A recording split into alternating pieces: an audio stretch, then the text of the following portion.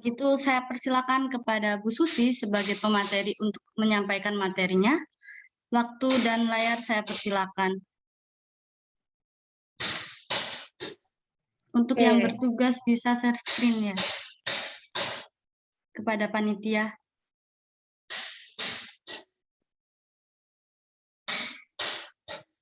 Monggo Bu. Oke. Assalamualaikum warahmatullahi wabarakatuh. Waalaikumsalam warahmatullahi wabarakatuh.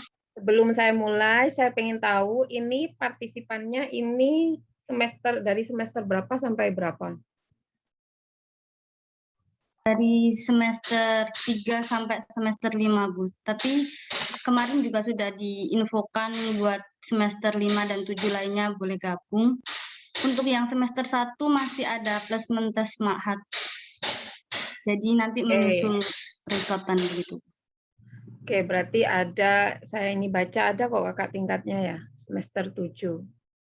Oke, berarti ini kita akan mempelajari bagaimana kita mempublish di jurnal yang bereputasi ya.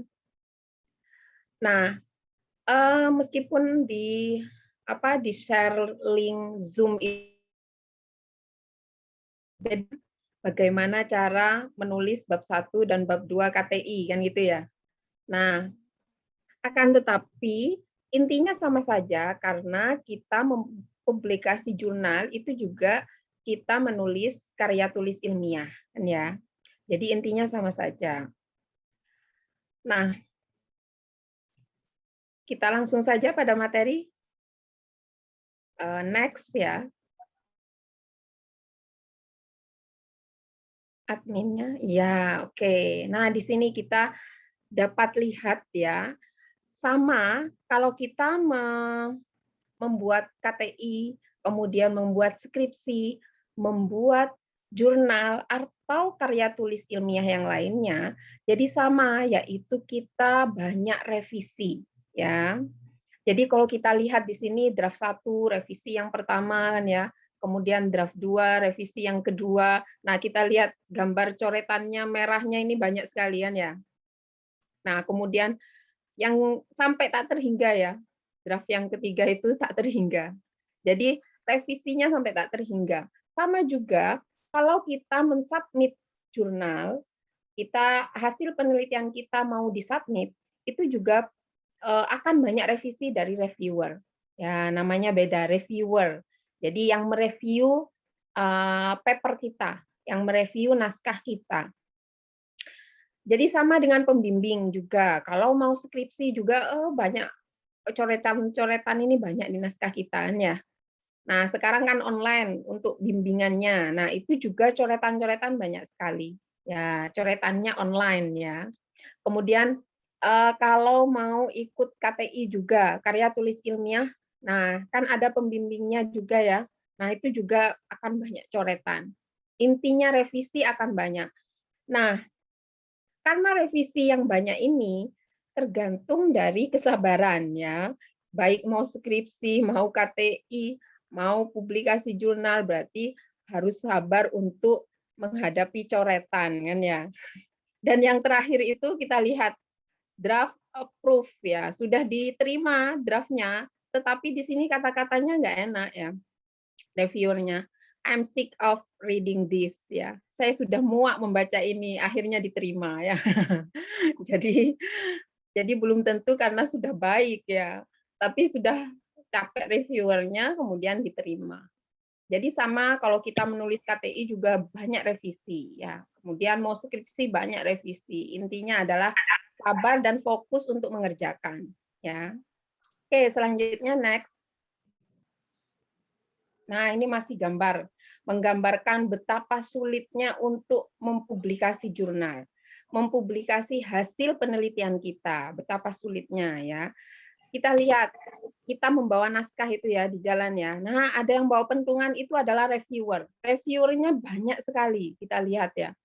Banyak sekali reviewer sehingga jurnal kita di-accepted di belakang itu ya, di ujung.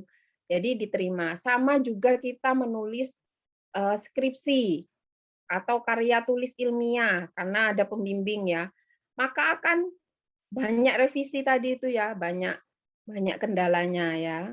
Kita gambarkan di sini ada yang bawa pentungan, ada yang bawa golok ya. Jadi betapa sulitnya menulis karya tulis ilmiah yang baik sehingga dapat diterima dan di-accepted ya. Oke, selanjutnya. Oke, yang pertama yang akan kita lakukan agar artikel kita itu diterima atau naskah kita itu di ACC oleh pembimbing ya, maka di planning artikelnya. Ya, yang pertama. Oke, next. Oke. Are you ready to publish kan ya? Apakah kamu sudah siap untuk publish? Kita lihat yang sebelah kiri ya. Yang sebelah kiri itu menyatakan bahwa naskah kita itu tidak ready. Yang pertama, kalau apa? Kalau dia pekerjaannya sudah outdate ya, berarti dia sudah tidak up to date ya. Kebalikannya up to date ya. Berarti sebenarnya ini sudah banyak dibahas sebelum-sebelumnya, sudah banyak yang membahas ini atau sudah tidak up to date untuk yang hal sekarang seperti itu. Nah, itu biasanya kurang menarik ya. Kemudian incorrect conclusion, berarti dia tidak kesimpulannya itu tidak benar. Ya, atau yang ketiga, dia duplikasi publish. Berarti dipublish di tempat banyak ya. Jadi bukan hanya duplikasi, misalnya dipublish di tempat ini, di tempat satunya lagi. Nah, itu tidak boleh ya. Nah, kebalikannya, apakah apa namanya tadi naskah kita sudah ready untuk dipublish jika yang pertama hasilnya original atau metodenya juga original ya. Kemudian ini dikatakan bahwa di sini signifikan untuk dipublish, maksudnya itu dia apa namanya? Dia benar-benar signifikan judulnya itu untuk dipublish saat ini. Kemudian tadi di bawahnya ini up to date ya. Jadi harus up to date baik subjeknya, baik apa namanya? Daftar pustakanya ya, yang disitasi, yang dicontoh itu atau yang kita jadikan rujukan itu juga up to date ya.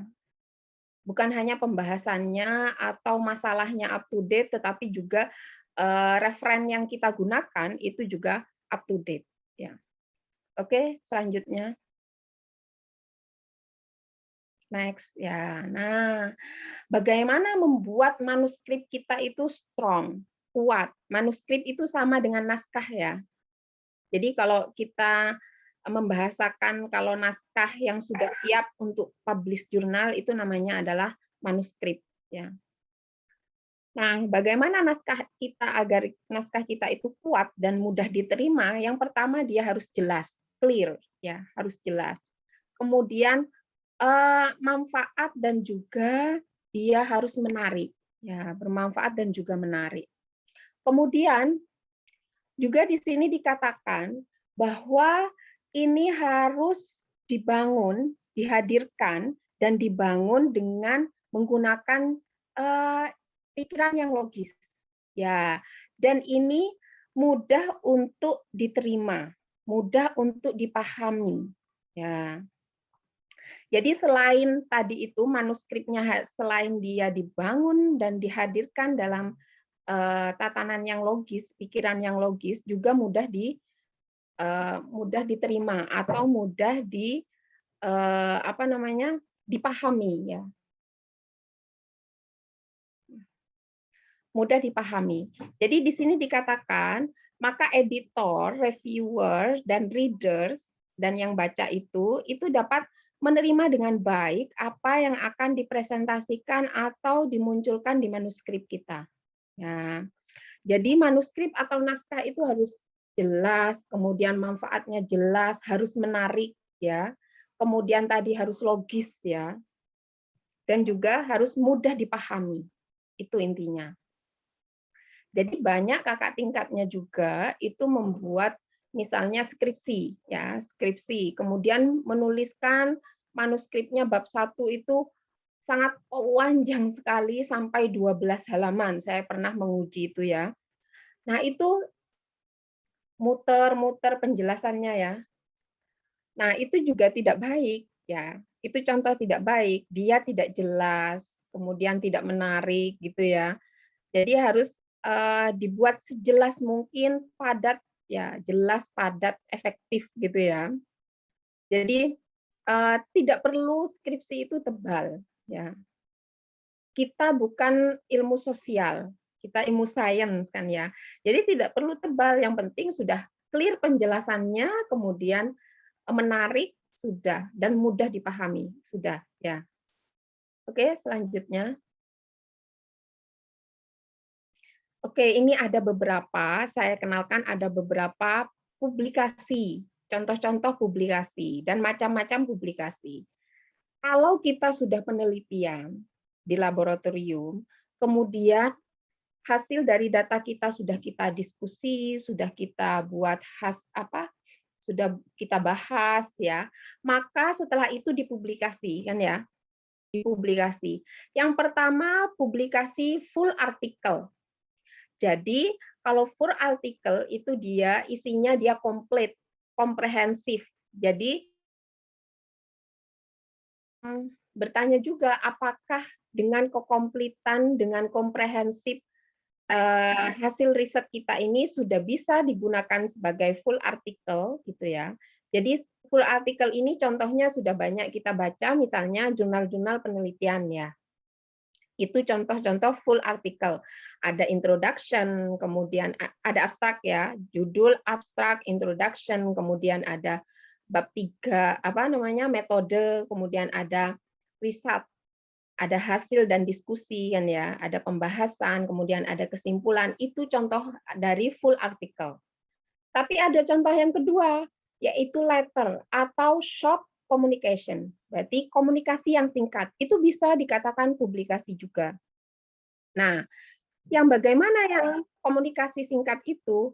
Ini komunikasi singkat itu dia dibutuhkan kalau ini ya, ini kalau kita lihat di sini thrilling itu dia berdebar-debar kan gitu ya, atau cepat, ini harus cepat untuk dirilis.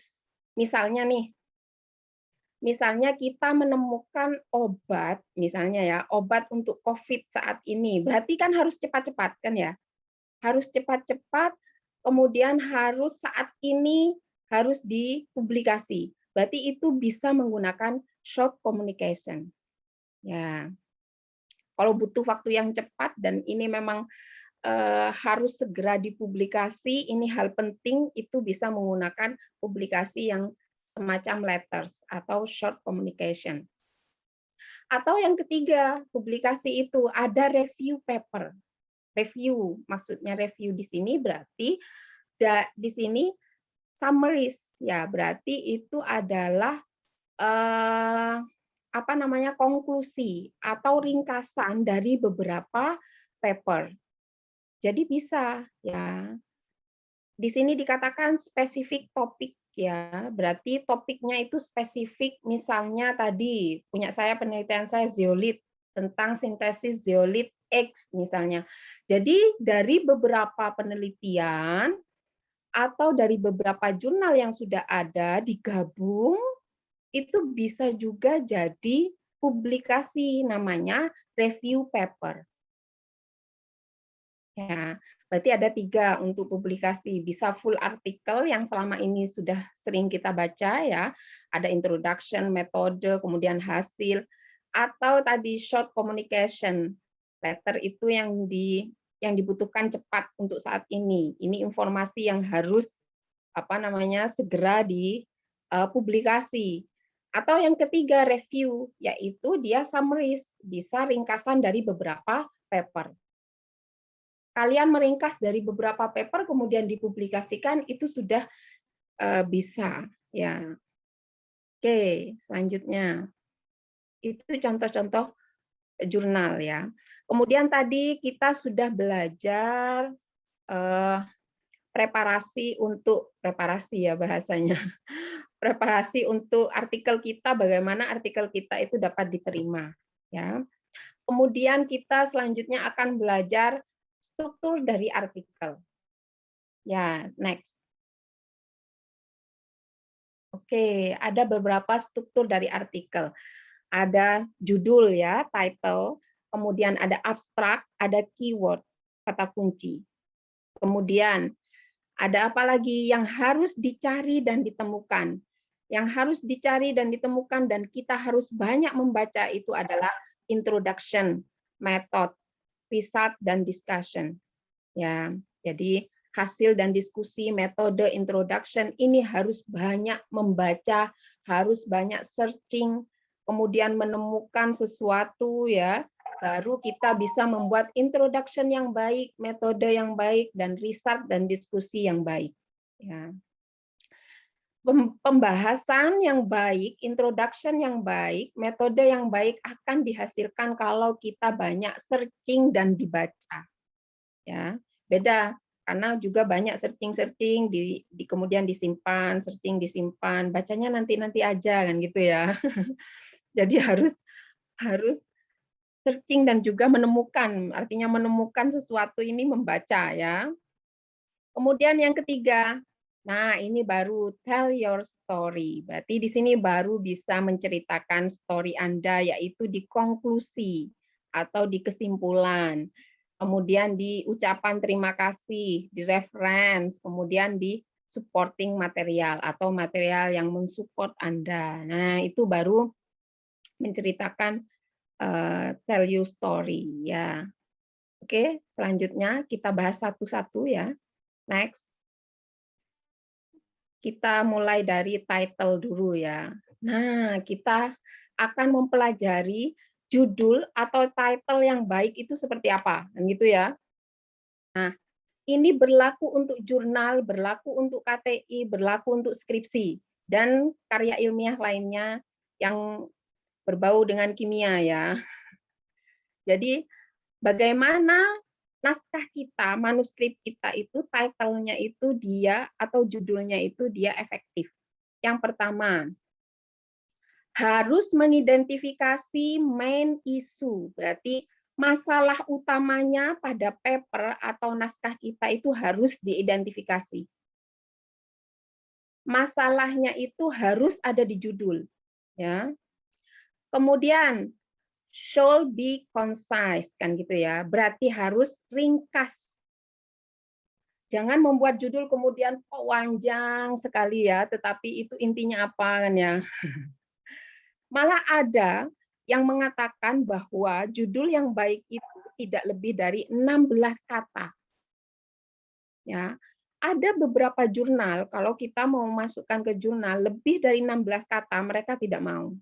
Ya, dianggap bahwa judulnya itu terlalu panjang. Jadi harus ringkas ya, tetapi ringkas tetapi mudah dipahami ya.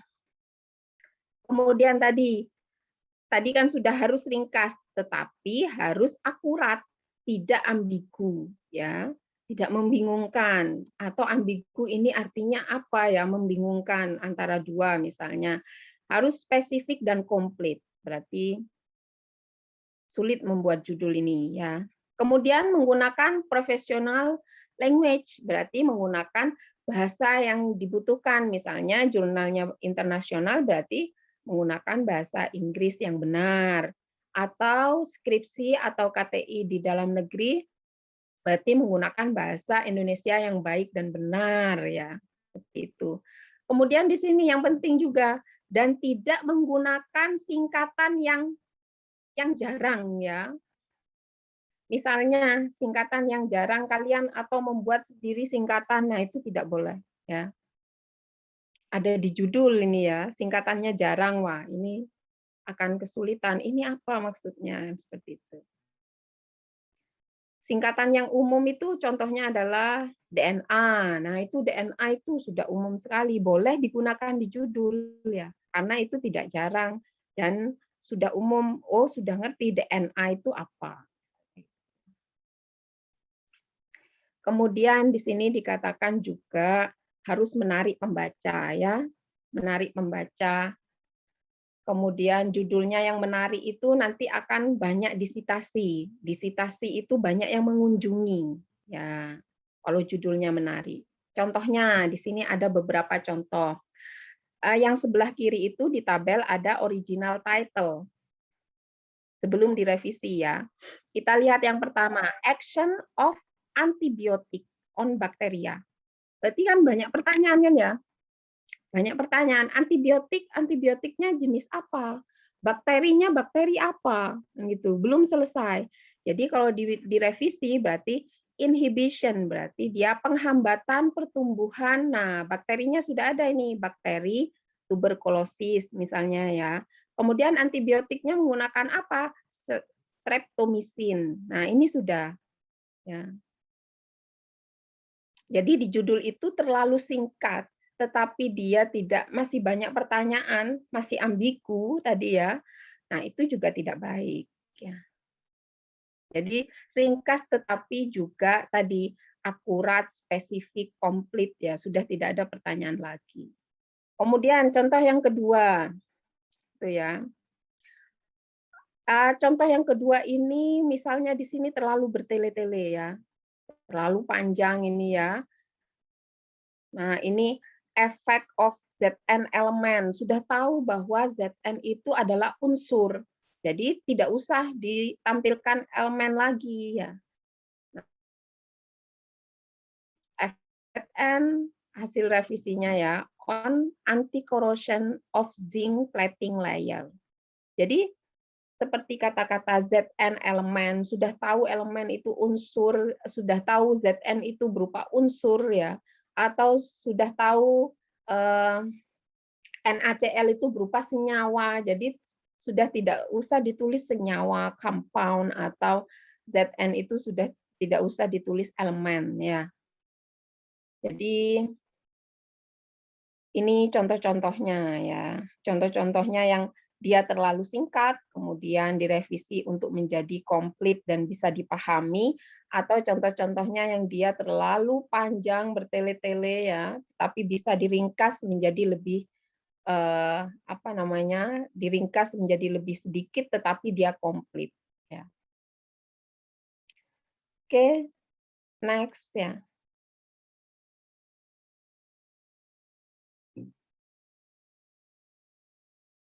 Oke, sudahnya tadi ada title, kemudian ada keyword. Keyword ini kata kunci ya. Biasanya kalau di jurnal-jurnal itu dia membutuhkan kata kunci atau skripsi, bukan proposal ya. Skripsi udah selesai, itu dia membutuhkan namanya kata kunci atau keyword. Nah, keyword ini adalah label dari naskah kita, label dari manuskrip kita. Ya. Kemudian biasanya digunakan sebagai indexing atau di sini layanan abstrak ya. Nah, harus spesifik ya. Kemudian tadi juga harus menggunakan tadi singkatan yang sudah banyak digunakan ya. Jangan membuat singkatan sendiri, berada di keyword atau judul tadi itu. Misalnya tadi contohnya adalah DNA. DNA ini sudah tahu banyak semuanya bahwa singkatan itu umum digunakan. Boleh ada di judul dan boleh ada di keyword. Tetapi kalau misalnya tidak biasa digunakan, kalian kemudian menggunakan singkatan, harus ada kepanjangannya ya. Kepanjangan kemudian singkatan it's okay. Nah, cara membuat keyword ini kita melihat dari judul. Contohnya yang paling bawah langsung ya. Contohnya title-nya itu atau judulnya itu an experimental study ya. Evakuasi tube solar collector using supercritical CO2 misalnya ya. Berarti keyword-nya itu dia tidak jauh-jauh dari judul ya. Solar collector karena dia menggunakan tube solar collector ya. Kemudian supercritical CO2 karena dia menggunakan supercritical CO2 pada judul. Kemudian solar energi karena dia masuk energi ya. Kemudian solar thermal utilization karena dia nanti dia ada thermalnya untuk eksperimennya ya, metodenya. Jadi biasanya tidak jauh-jauh dari judul keyword itu. Oke, next. Nanti bisa diskusi ya, tanya-tanya. Kemudian cara membuat abstrak nih. Ini berlaku untuk tadi KTI, berlaku untuk skripsi dan juga berlaku untuk jurnal ya. Nah, di sini dikatakan nah langsung pada ini ya, isinya apa? Isinya adalah sumaris, berarti ringkasan dari problem, problemnya apa, kemudian ringkasan dari metode, result, hasil, dan juga konklusi. Jadi abstrak itu ringkasan dari semuanya. Dari problem, bab 1 itu ya, kemudian dari metode, dari result, dari hasilnya, kemudian dari konklusi. Semuanya ringkasannya itu berada pada abstrak.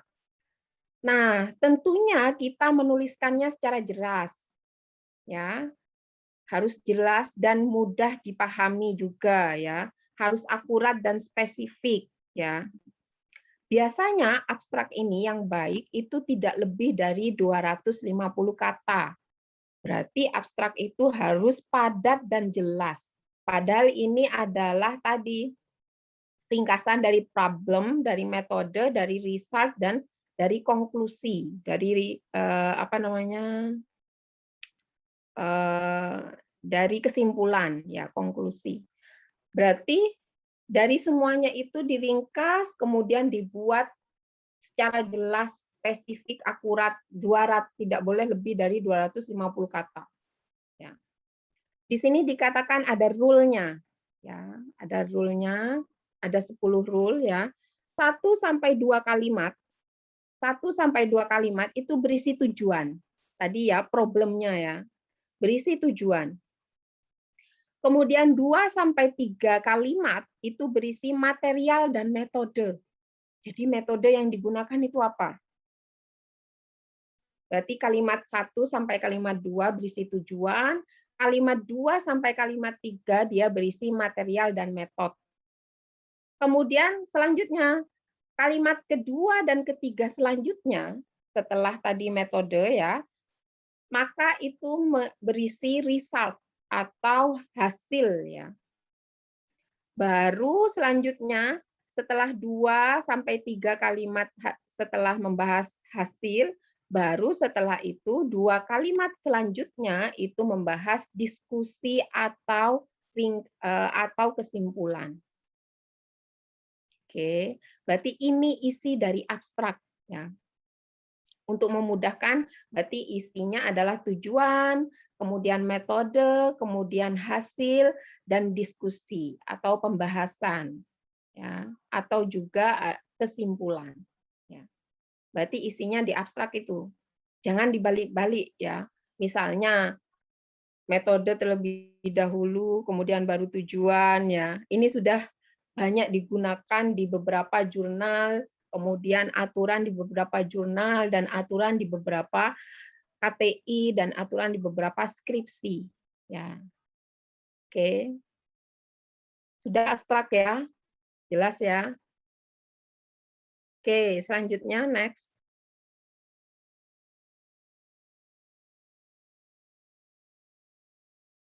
Oke, sekarang kita menuju introduction. Pendahuluan ya. Apa isi pendahuluan? Berarti yang pertama adalah explain the problem.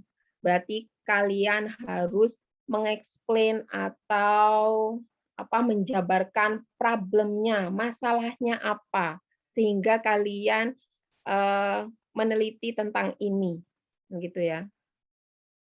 Contohnya apa? Contohnya yang berwarna kuning yang pertama, masalah muncul pertama ya.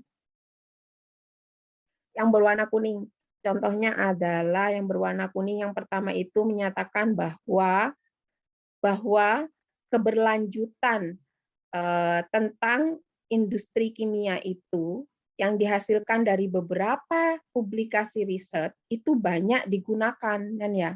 Berarti memang hasil dari publikasi-publikasi riset itu banyak diaplikasikan, banyak digunakan pada industri kimia. Salah satunya adalah tentang ini material katalisis ya, yang dia memiliki high performa. itu banyak digunakan keberlanjutannya di industri, sehingga ini butuh untuk dilakukan penelitian. Nah, munculkan masalah pertama ya. Atau misalnya yang bahan alam. Yang bahan alam misalnya kalian itu biasanya apa ya penelitiannya, punya Pak Naim misalnya ya, penelitiannya tentang mikroalga. Nah, mikroalga di Indonesia itu banyak sekali jenisnya, dan mikroalga ini banyak mengandung antioksidan, sehingga banyak dibutuhkan untuk meningkatkan imun kita. Nah, itu termasuk masalah ya, termasuk masalah karena itu banyak jenisnya dan banyak di Indonesia, kemudian itu mengandung antioksidan yang tinggi yang dibutuhkan oleh tubuh kita. Nah, itu munculkan masalah pertama. Ya. Atau yang anorganik misalnya contohnya adalah zeolit tadi ya. Nah, zeolit ternyata zeolit itu penggunaannya banyak sekali di bidang industri, misalnya untuk apa? Tukar kation, kemudian untuk adsorben sebagai katalis tertentu, misalnya katalis apa gitu ya. Nah, itu masalah juga ya. Ini banyak dibutuhkan, berarti saya harus meneliti ini, harus mensintesis ini, seperti itu. Ya. Berarti muncul explain the problem. Munculkan masalah terlebih dahulu di awal, ya. Kemudian setelah itu describe your approach. Setelah itu dijabarkan kan ya, dijabarkan. Nah, tentunya ini kan ada banyak, misalnya contohnya 1 sampai 3, 4 sampai 6. Ini adalah reference semuanya ya. Di dalam kurung itu ya. Kan ada di introduction, kemudian ada dalam kurung 4 sampai 6, 1,4, 7, 8, 9, 10. Itu adalah reference. Berarti di situ di bab 1 ini adalah banyak reference atau reference dari jurnal, baik dari jurnal maupun dari buku. Tentunya referen ini yang dibutuhkan adalah yang terbaru. Ya. Kemudian setelah kalian mengeksplain problemnya dari beberapa jurnal bahwa memang benar-benar dibutuhkan ini penelitian ini ya. Ada yang menggunakan bahan A, ada yang menggunakan bahan B misalnya ya di sini ya. Di penjelasannya di bawahnya yang kuning itu. Baru setelah itu kita mendeskripsi pendekatan kita. Contohnya yang kuning yang kedua. Ya, yang kuning selanjutnya itu ya, yang kedua. Pendekatannya apa yang digunakan setelah itu? Ternyata pendekatannya yang digunakan adalah imobilisasi teknik. Berarti dia menggunakan teknik imobilisasi untuk mengaktifkan logam yang lebih tinggi, nanokatalis misalnya ya. Jadi pendekatannya disebutkan, dideskripsikan ya, bahwa setelah ada problem, kalian mendeskripsikan pendekatan yang digunakan. Oh, ternyata setelah ini saya akan menggunakan teknik imobilisasi agar nanti hasilnya lebih baik. Seperti itu ya.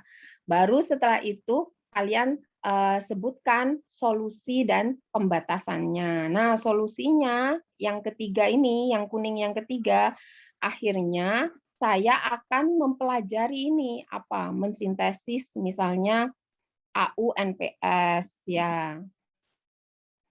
Nah, AU-NPS ini kemudian akan dikasih ZNO agar nanti hasilnya katalisnya lebih baik seperti itu ya.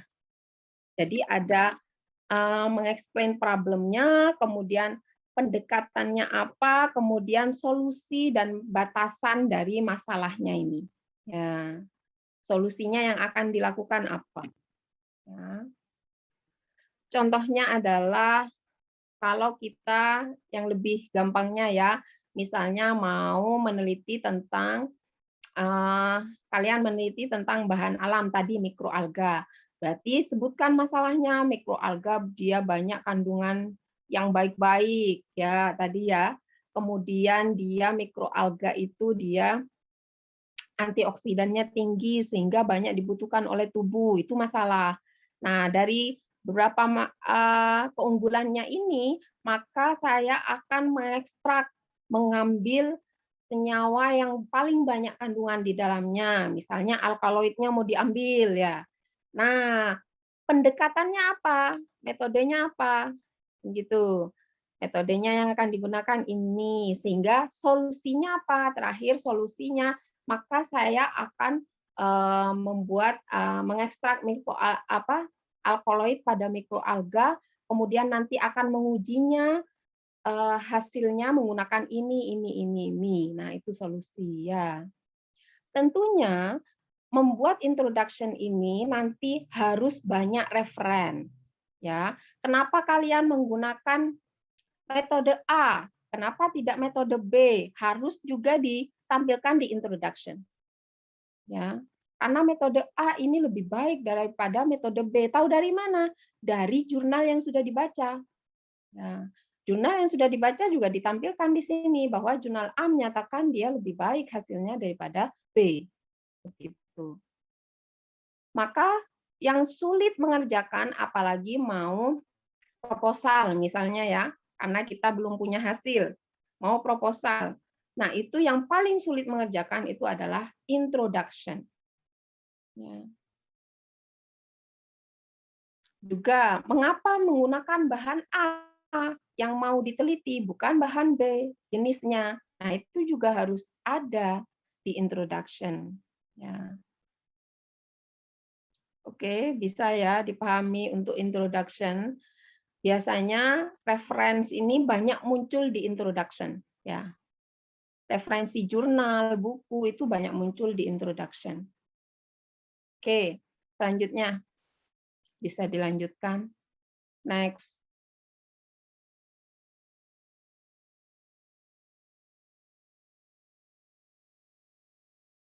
Oke, next. Nah, metode, kita masuk metode ya. Karena ini jurnal, dari introduction langsung metode. Ya. Skripsi dan karya tulis ilmiah ada bab 2. Nah, meskipun tidak ada di sini, saya sampaikan kalau bab 2 itu berarti harus menggunakan atau referensi yang digunakan nantinya akan berguna untuk pembahasan. Ya. Berarti untuk membahas hasil nanti digunakan, kita sudah tidak buka buku-buku atau jurnal-jurnal yang banyak itu ya, sudah cukup melihat bab 2 untuk hasil, misalnya mau membandingkan dengan publikasi yang sudah hasilnya itu nanti bahasnya mau membandingkan dengan hasil sebelumnya atau jurnal sebelumnya, sudah tidak usah buka-buka buku lagi, tinggal lihat bab 2. Berarti kepentingannya apa? Kepentingan nanti untuk membahas hasil kita di bab 4 ya. Berarti dibutuhkan bab 2. Sudah tidak usah buka-buka buku atau buka-buka jurnal yang sudah kita baca, yang sudah kita tuangkan di bab 2. Seperti itu. Kemudian metode. Nah, metode ini tentunya kita harus menampilkan alat dan bahan biasanya ya, alat dan bahan. Kemudian di sini dikatakan juga menggunakan notasi yang biasanya ada di formula kimianya, baik simbol-simbolnya ya, misalnya ini yang berwarna kuning, kationik poli atau dalam kurung dialil dimetil amonium klorida sampai ada singkatannya ya, PDAD MAC. Ini dia ada berat molekulnya berapa, kemudian densitasnya berapa, mereknya apa itu disebutkan, itu lebih baik. Kalau jurnal bereputasi baik, minta seperti ini. Dituliskan bahannya sampai lengkap, dia mereknya apa, densitasnya berapa, berat molekulnya berapa. Tapi kalau deskripsi biasanya cuma disebutkan merek, it's okay. Ya. Itu baik sekali kalau karena satu merek bahan dengan merek lainnya belum tentu sama hasilnya, ya. Kemudian ini contohnya tadi juga yang anionic polyakrilamida. Nah, di sini dia mereknya adalah yang terakhir itu ya, Curita. Yang tadi Aldrich mereknya, ini Curita. Jadi disebutkan sampai mereknya itu disebutkan. Itu lebih baik ya. Kemudian selain menyebutkan tadi formula kimianya, kemudian merek, simbolnya itu disebutkan. Kemudian juga di sini dikatakan ini, jangan mendeskripsikan yang ketiga itu ya, prosedur publikasi sebelumnya ya. Tetapi kita mensitasi secara jelas. Jangan kemudian dari prosedur sebelumnya itu di-copy kemudian di-paste. Ya, tetapi kita menjelaskan secara jelas ya dengan bahasa kita sendiri. Kalau kita mengcopy paste dari kakak tingkatnya atau penelitian sebelumnya copy kemudian dipaste, maka nanti akan kena mesin plagiarisme kan ya. Nah, karena ada mesinnya sekarang tinggal dimasukkan jurnalnya atau karya tulis ilmiahnya, kelihatan nanti dia plagiarisme atau tidak ya. Jadi kita harus mensitasi secara jelas dengan kata-kata kita, kemudian mencantumkan siapa jurnal yang kalian citasi, ya, yang kalian contoh itu jurnal apa, itu disebutkan penulisnya, kemudian disebutkan tahunnya, kan ya. Nah itu sudah aman dari namanya plagiarisme. Kemudian juga di sini disebutkan kalau misalnya ada pengulangan. Nah, pengulangan ini yang kedua itu tadi ya, informasi tentang pengulangan itu juga disampaikan. Misalnya penelitiannya ada ulangan 1, ulangan bahwa nanti akan ada pengulangan ya. Kemudian juga kalau menggunakan kontrol juga ya. Misalnya kita menggunakan kontrol. Nah, itu juga disebutkan kontrolnya apa. Kemudian ini digunakan kontrol seperti itu. Kemudian di sini harus jelas. Jelas itu harus clear ya. Clear itu maksudnya adalah contohnya 10 gram A dimasukkan ke dalam 10 mili B. Ya, jadi jelas ya. Berapa molar? 10 gram A dimasukkan ke dalam 10 mili B 1 molar misalnya. Jadi sudah jelas, tidak ada kemudian A dimasukkan ke dalam B. Berapa A yang dimasukkan ke dalam B? Gitu ya. B-nya berapa mili? Berapa konsentrasinya B? Itu sudah jelas. Jadi tidak ada pertanyaan lagi. Nah, jadi di metode itu tidak ada kemudian A dimasukkan ke dalam B, tapi tidak ada gramnya, tidak ada milinya, tidak ada konsentrasinya, itu tidak baik ya. Nanti kalau skripsi seperti itu membuatnya proposal nanti pertanyaannya akan banyak di sekitar situ ya. Kalian memancing pertanyaan. Ya. Nah, itu harus jelas. Tadi jelas itu real apa? Jelas itu di metode itu maksudnya. Jadi A ditambah A seberapa gram ditambah B berapa mili, berapa molar gitu ya, itu sudah jelas. Oke, selanjutnya.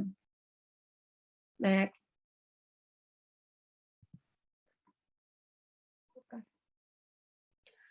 Selanjutnya riset ya, hasil ya. Nah, di sini dikatakan ada hanya data primer yang penting yang akan dicantumkan ya. Data primer yang apa? Yang utama dan juga yang data yang ditemukan tidak terduga. Misalnya nih, ya anak bimbing saya itu sering tidak terduga, misalnya menemukan mensintesis dengan variasi suhu misalnya ya. Dengan suhu yang paling rendah, dia hasil sintesisnya murni. Dengan suhu yang paling tinggi, ternyata sintesisnya itu dia hasilnya campuran, bahkan menjadi material yang lain. Nah, itu juga ditampilkan. Ya. Yang tidak terduga ini menjadi material lain juga ditampilkan, biar tahu, oh ternyata dengan suhu yang rendah, dia menjadi murni hasil sintesisnya. Dengan suhu yang sangat tinggi, ternyata dia menjadi material lain. Jadi tidak terduga seperti itu ya. Tunggu dulu ya, bentar ya.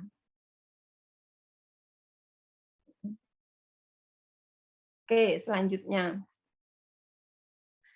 Kemudian digunakan subbab ya. Jadi dibuat subbab itu agar tidak terjadi hasil, misalnya kita menampilkan hasil tipenya itu hampir sama, dan kita menghindari namanya redundansi. Redundansi itu apa? Redundansi itu mengulang-ulang data yang sama. Misalnya yang sekarang ya, hasilnya itu pertama disajikan dalam bentuk grafik. Kemudian selain grafik disajikan lagi menggunakan tabel. Padahal sama antara grafik dan tabel itu ya. Nah, itu yang dihindari ya. Kemudian menggunakan gambar dan tabel yang efisien dan jelas ya. Gambarnya harus jelas, tabelnya juga harus jelas. Tabel yang baik itu kalau kita melihat tabelnya itu sudah mengerti ya. Jadi dikatakan di sini bahwa tabel yang baik itu sudah mengerti, melihat, oh kalau dia dengan suhu sekian hasilnya sekian, dengan suhu sekian hasilnya sekian. Jadi tabel itu sudah berbicara, sudah mengerti, tinggal bahasnya. Ya. Kemudian bisa digunakan juga dimunculkan analisis statistik. Kita lihat contoh gambar ini di sini ada gunung es ya. Yang terlihat di lautan itu gunung es itu di permukaan kan cuma sedikit ya. Nah, itu hasilnya. Tetapi ternyata kita membahasnya dalam sekali. Ternyata esnya itu dalam sekali ke bawah. Kalau kita membahasnya lebih dalam lagi, hasil kita itu akan lebih baik. Ya. Oke, selanjutnya next. Oke, ini contoh hasil yang dia membutuhkan tabel. Misalnya sebelah kiri ini. Nah, sebelah kiri ini banyak sekali ini kan ya. Nah, ini membutuhkan tabel ini. Angka-angka banyak sekali dan membingungkan jika dia tidak menggunakan tabel. Sebelah contoh yang kanan, itu dia ternyata tidak membutuhkan tabel. Dengan menuliskannya saja dia sudah oke, sudah bisa dimengerti ya. Dan dengan tabel hanya 2 seperti itu, kemudian ternyata dia medianya itu aerasi dan juga tanpa aerasi stationary ya. Nah, tanpa aerasi itu dia hasilnya 0 pertumbuhannya. Dengan aerasi dia hasilnya 78. Cuma seperti itu ya. Mending kita dengan kata-kata, tanpa tabel pun itu sudah oke ya. Dengan aerasi dia hasilnya 78, tanpa aerasi tidak ada hasilnya. Sudah dijelaskan seperti itu tanpa membutuhkan tabel. Oke, selanjutnya next.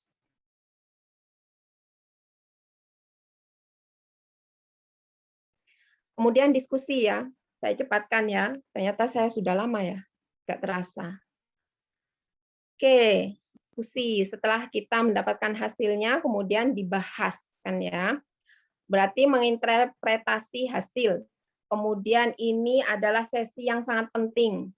Kemudian juga membuat diskusi dari hasil yang sebenarnya ya. Jadi jangan membahas atau melebih-lebihkan hasil ya. Kemudian yang keempat ini. Berarti yang keempat yang dibutuhkan apa? Membandingkan publikasi, hasil publikasi yang sudah dilakukan orang dengan hasil kita. Boleh di pembahasan. Kemudian yang dihindari apa? Yang pertama, dihindari itu ini yang tadi ini. Statement kita itu jauh melebihi hasilnya. Misalnya hasilnya 50%. Oh, ini hasilnya sangat baik. Padahal hasilnya hanya 50%. Ya.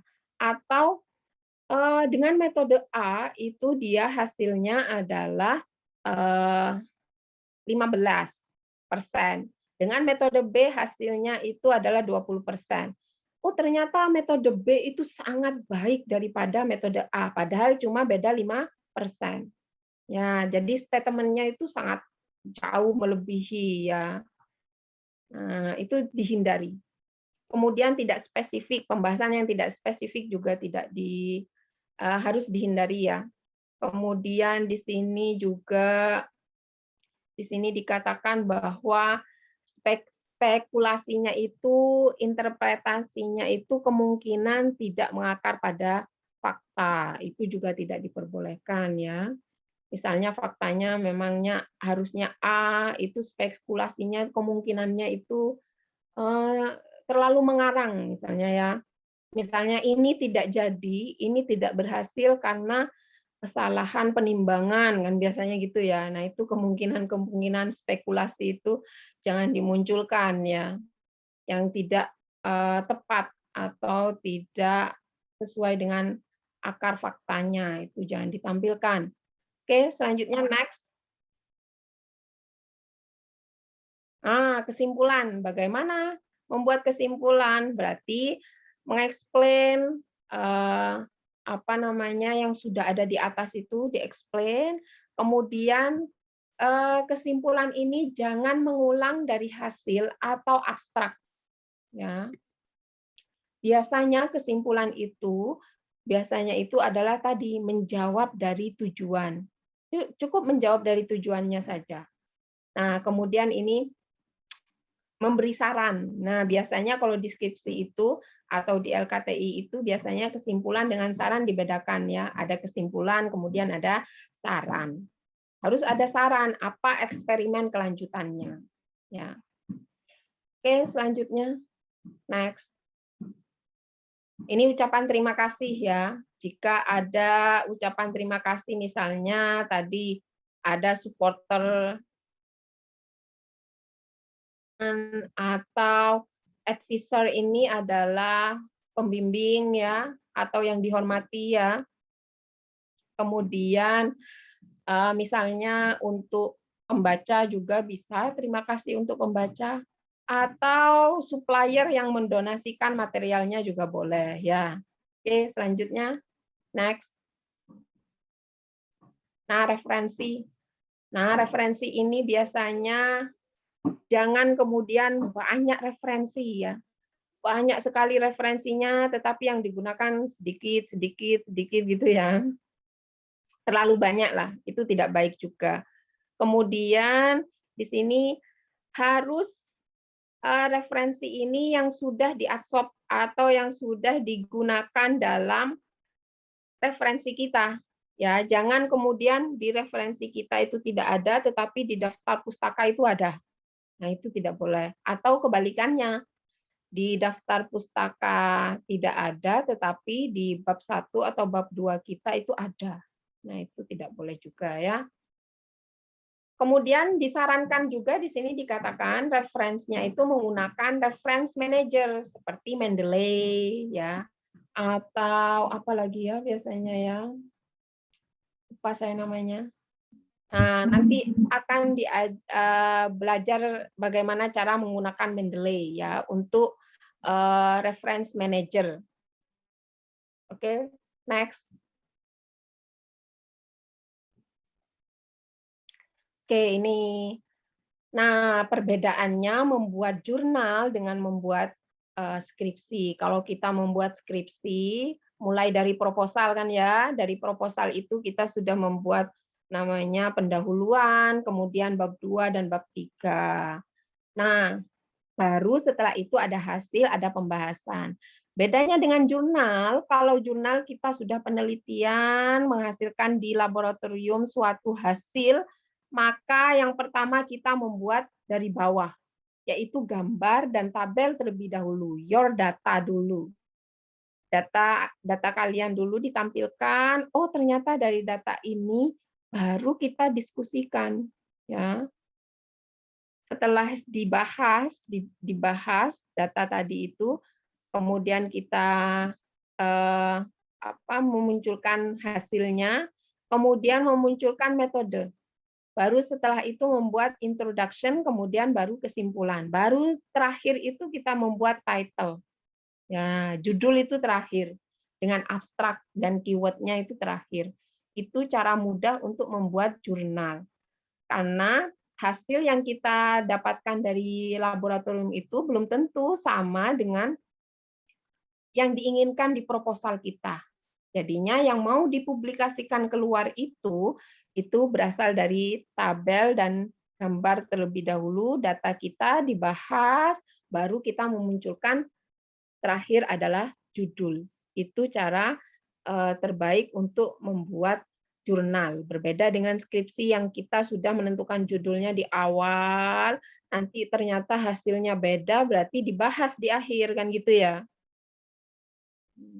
Jadi boleh saja ya. Oke, selanjutnya next.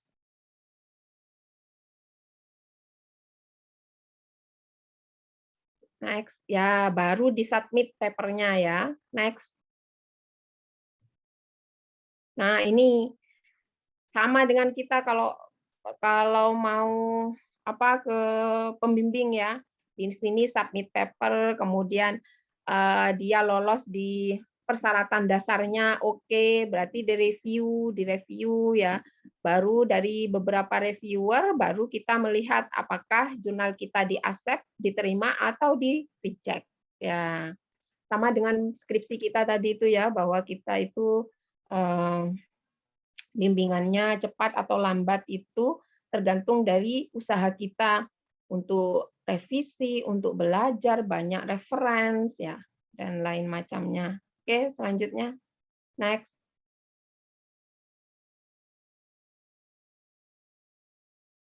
Oke, apa yang review lihat dari naskah kita berarti pentingnya hipotesis, kemudian originalnya, kemudian progresnya itu dia jelas, kemudian dipresentasikan dengan baik, dituliskan dengan baik. Oke, next. Sama juga pembimbing kalau tulisannya baik akan lebih cepat untuk bimbingannya ya. Nah, ini terakhir kita belajar ethical publishing. Next. Nah,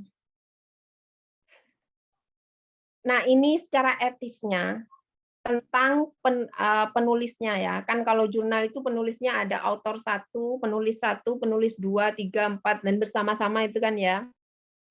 Nah, harus jelas autor pertama itu, penulis pertama apa pekerjaannya? Berarti dia menganalisis data, menulis ya, menginterpretasi hasil.